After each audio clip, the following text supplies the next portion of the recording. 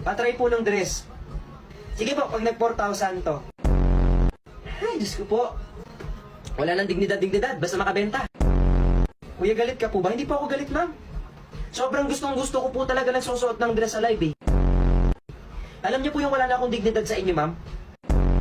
Wait lang po, magandang dilag daw. Nag-request pa ng kanta talaga.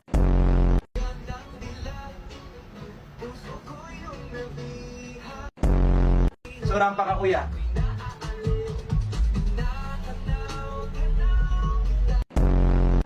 Okay, mag-filter daw.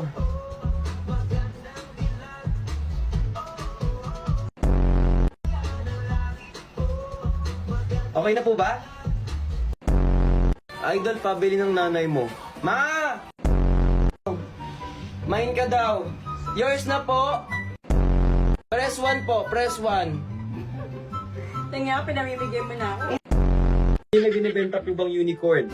Wala tayong binibentang unicorn. Huwag kang bumibili ng mga imagination lang. Tinuha pati yung jowa mo, imagination na lang din. Kuya, masakit po ba magpatuloy? Hindi ko po alam, hindi ko pa po na-try. Kuya, natatayo ako kaso malayo yung banyo. O, diyan ka na tumain, pati ang problema ko. Kuya, kapag bumili ako ng polo, gagawa po ako. Ang binibenta ko po dito ay polo. Pero kung umaasa po kayo, na kayo po ay magiging sobrang gwapo at pasensya na po kayo, ang kailangan niyo po nun ay dasal at himala. Kuya, jowa ko gising na. Okay, hindi naman po ako yung kabit ng jowa mo eh. Kuya, magkano po yung 2x2? Meron po dito 50. Papalo ko sa ulo mo.